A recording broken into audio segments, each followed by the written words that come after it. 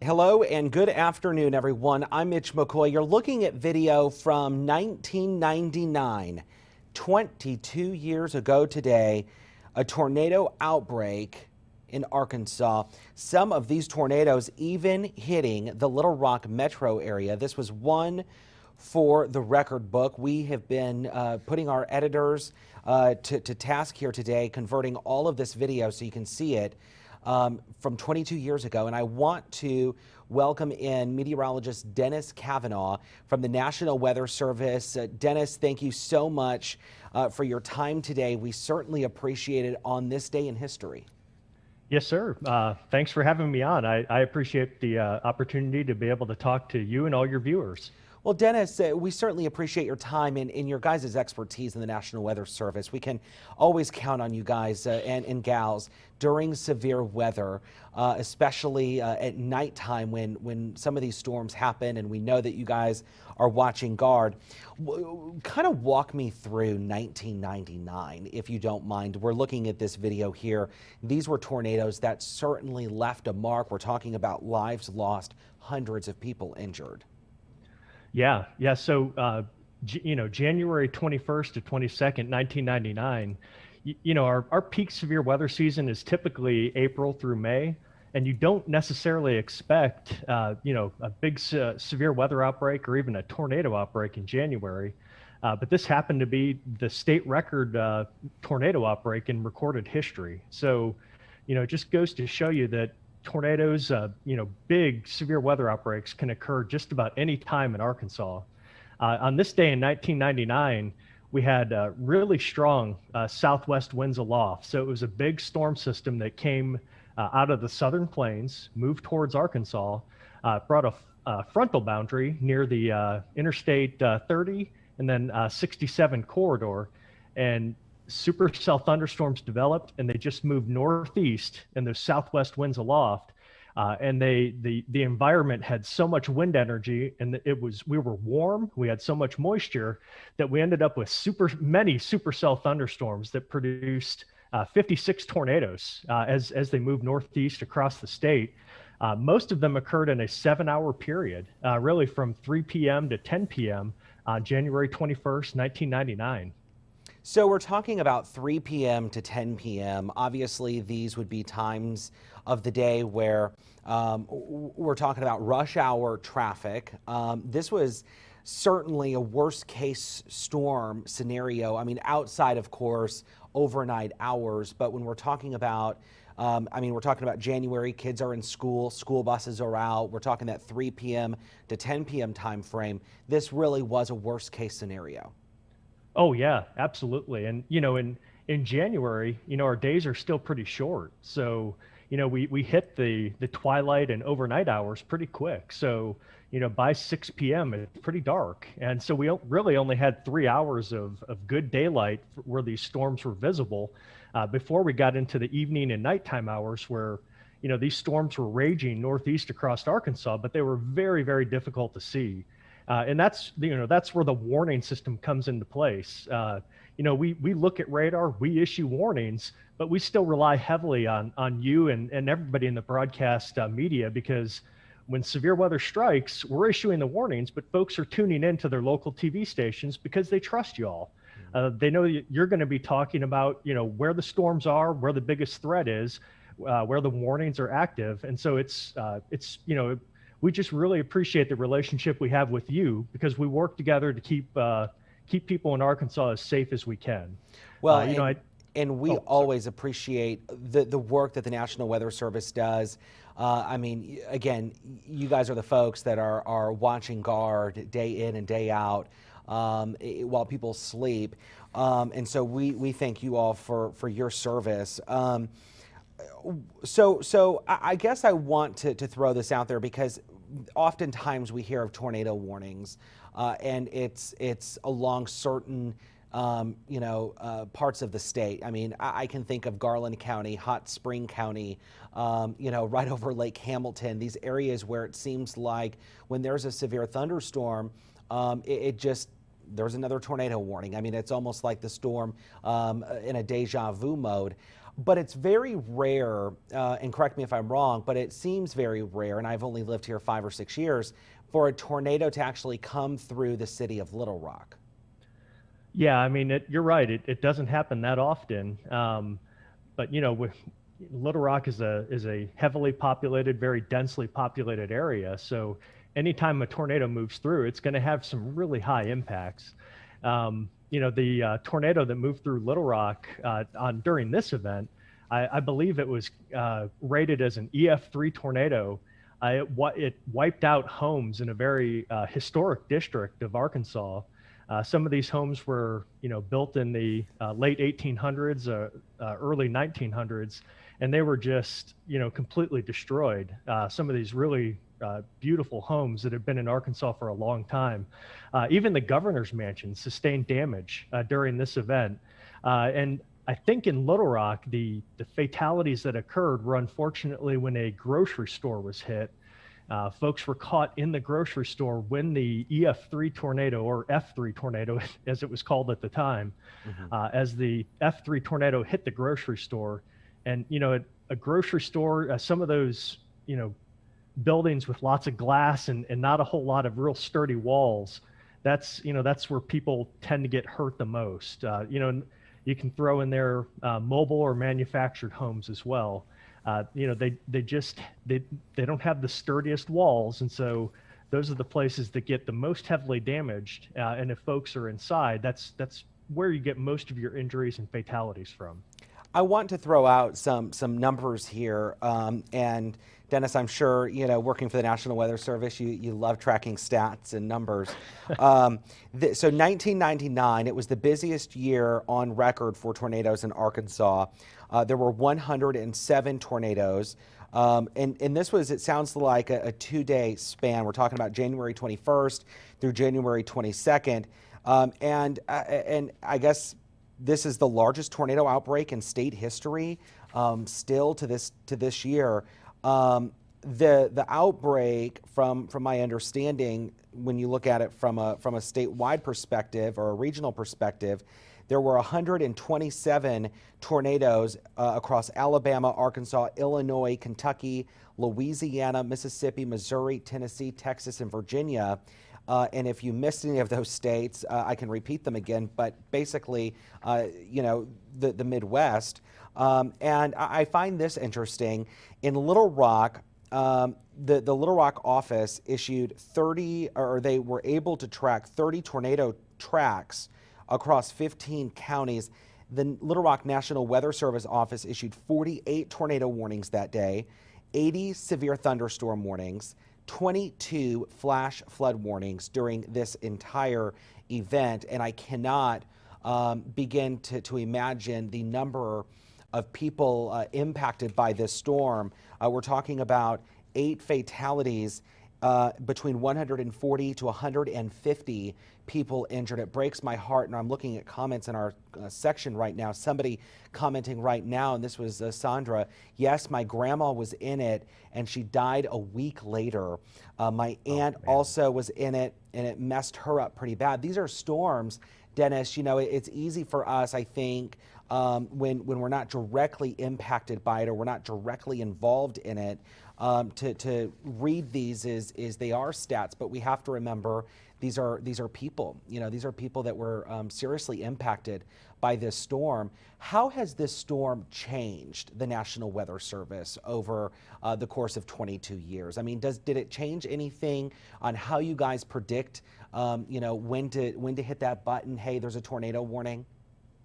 Well, big events like this, we've certainly have, looked at this and many other past events to make sure that we have a good staffing model in place to be able to keep up with the number of storms. And of course, the modern day, different ways of communicating hazardous weather information to the public. So back in 1999, the people could use the internet, but it wasn't ubiquitous. You didn't have it in your pocket. You pretty much had to dial up, or yeah. Right. Yeah, it was very, very slow. So by most the time people you were did not connected, get their the storm information. was already gone. Yes, absolutely. So most people had to get their weather information from television or radio.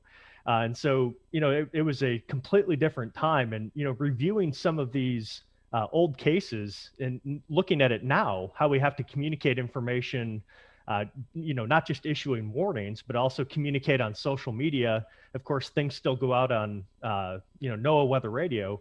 But it's also important, we have new communication methods between the National Weather Service and you guys in the broadcast media, to where we can have an ongoing conversation via NWS chat behind the scenes, so that we can be on the same page at the same time, talking about the most dangerous storms, so that pretty much what we want to do is get everybody the same message at the same time. And so, when we learn from events like this, we learn how to change our staffing model. So, we don't just have to staff people watching radar. We also have to staff people watching NWS chat, watching Twitter and Facebook for reports, and to help get that message out.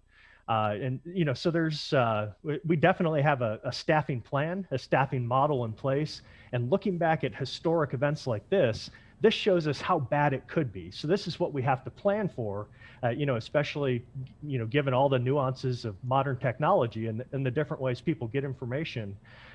We have a good staffing model in place as we learn from these events.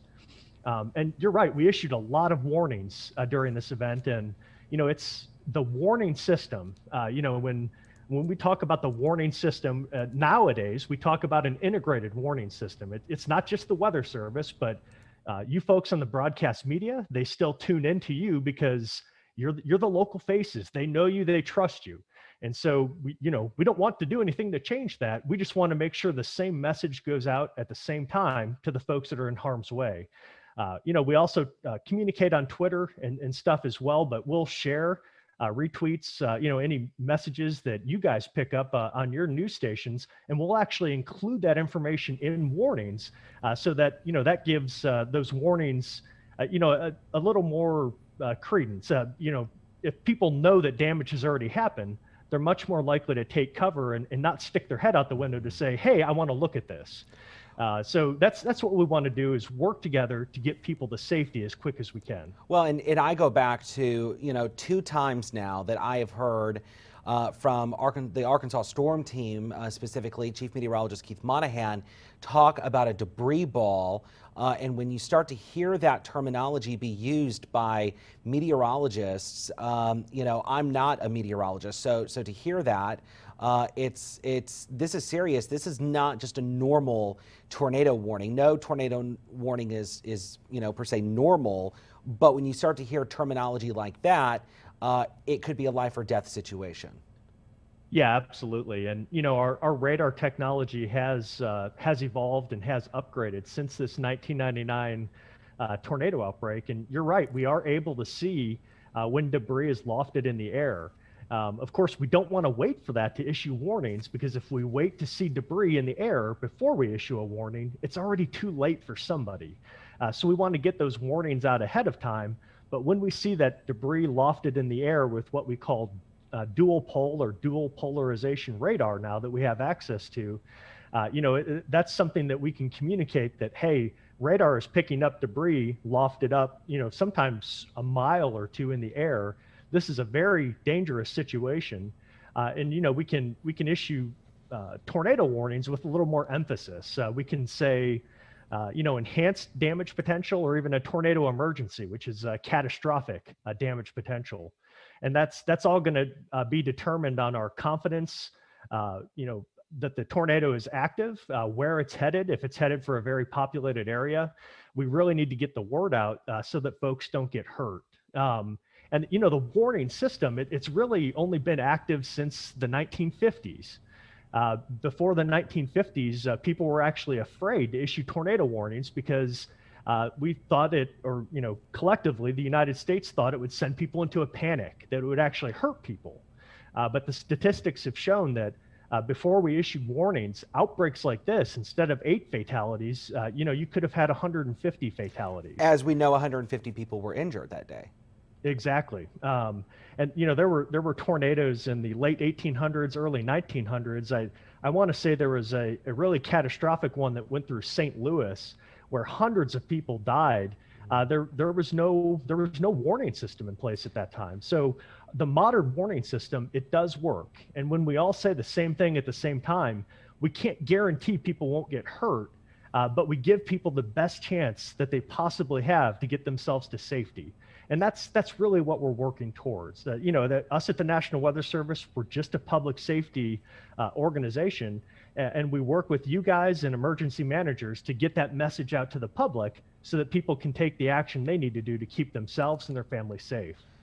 So, and for folks just joining us this afternoon, we are talking about that deadly 1999 tornado outbreak 22 years ago.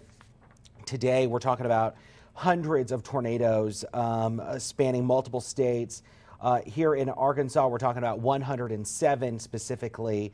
And we are looking at the number of people injured here. And it's so devastating. It's so sad because we're talking about 8 fatalities and 140 to 150 injuries. Somebody just a moment ago commenting in our live stream here, Dennis, with us as we're talking with folks that they had a loved one die a week later after this deadly tornado outbreak. Looking at some of the stats here, and I'm assuming you have some of this information in front of you as well. Arkansas, 1999, there were 107 tornadoes, if I'm reading this correctly, right? 81 in 2008. Yep. 78 in 1982, 75 in 2011. Does 1999 remain one of the most active tornado years in Arkansas? Yes, yeah, absolutely. 1999, as far as I know, was our record year for tornadoes in Arkansas. It was obviously led by this event, provided the bulk of the tornadoes, with 56 tornadoes occurring, in basically a 24-hour period, even though it spanned over 2 days. If you get a couple of days when you get 56 tornadoes, you're not even into peak severe weather season yet. And so we average about 35 tornadoes per year on any given year.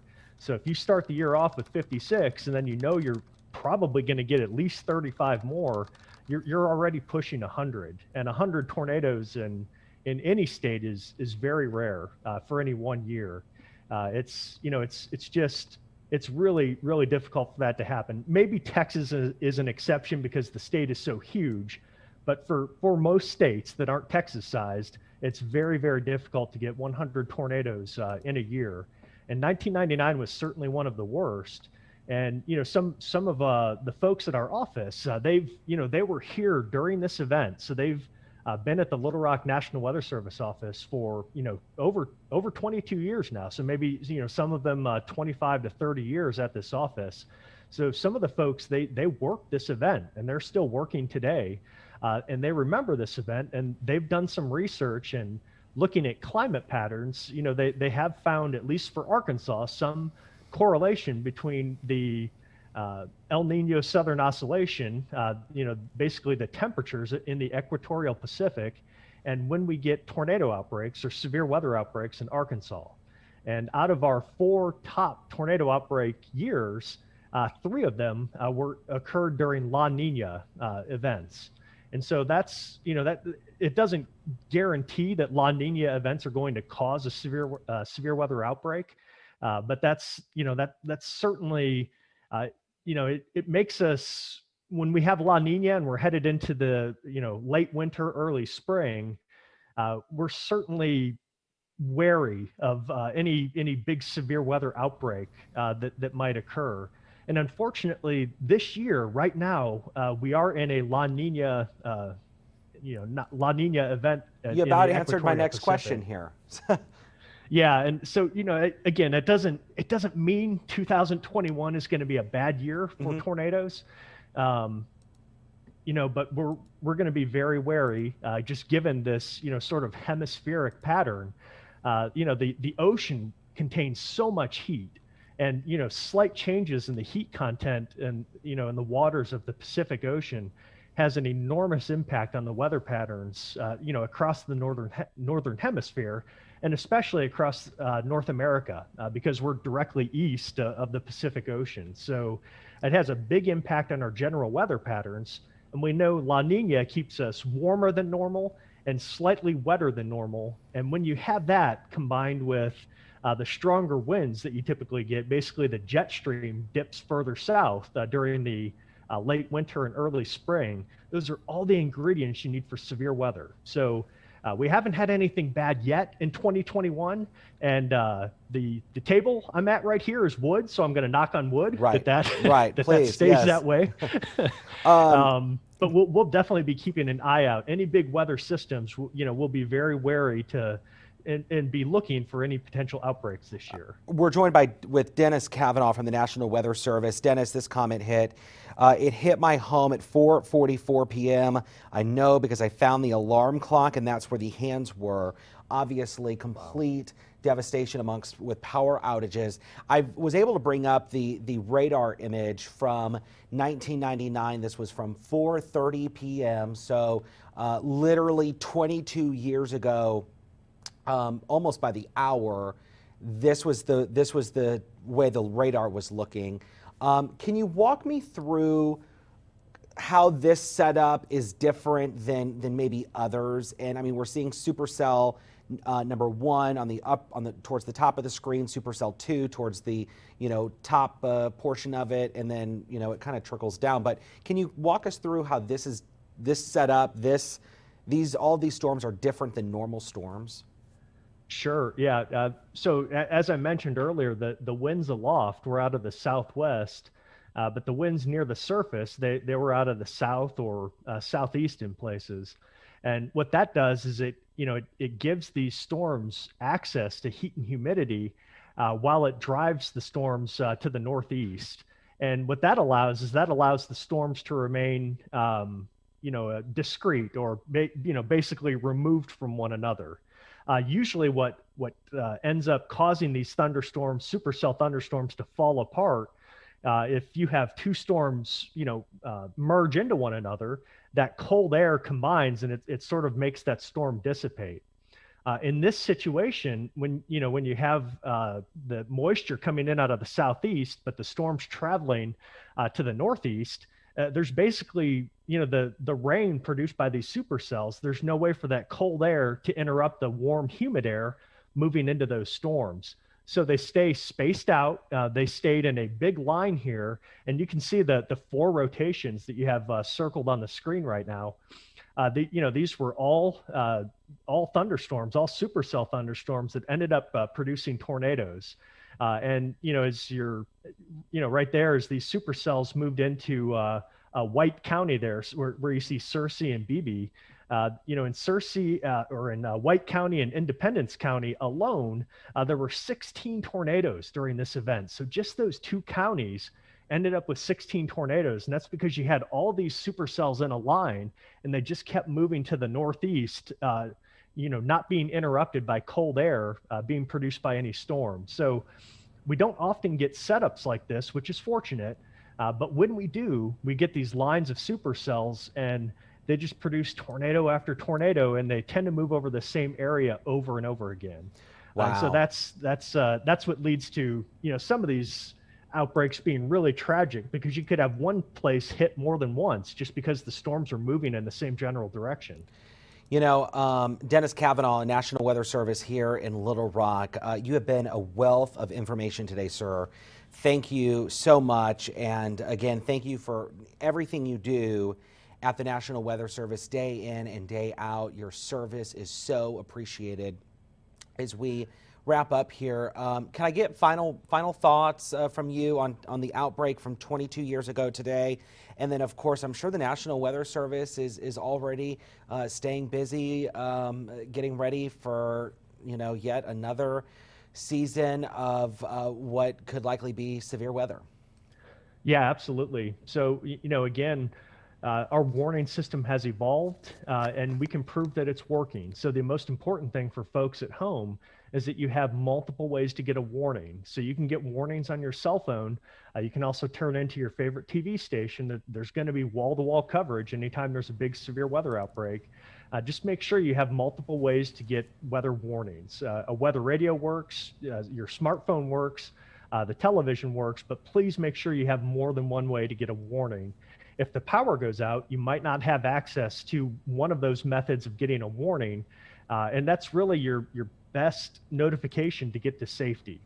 Is getting that early warning that gives you time, but you also have to have a plan in place. So you and your family, you want to know where you're going to go in the event of a tornado well before a tornado hits. So develop a plan, know where you and your family are going to go if you're in a tornado, because sometimes you only have a few minutes to react. So if your whole family knows where to go and what to do, you can get there very quickly.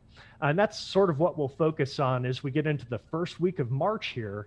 We're going to recognize Severe Weather Awareness Week, and we'll talk about a lot of these severe weather safety tips, how to get warnings, the best place to take shelter in your house, and just to help refresh folks, give people a reminder on where to go, how to plan, and how to do the best you can to survive and minimize the impacts of severe weather.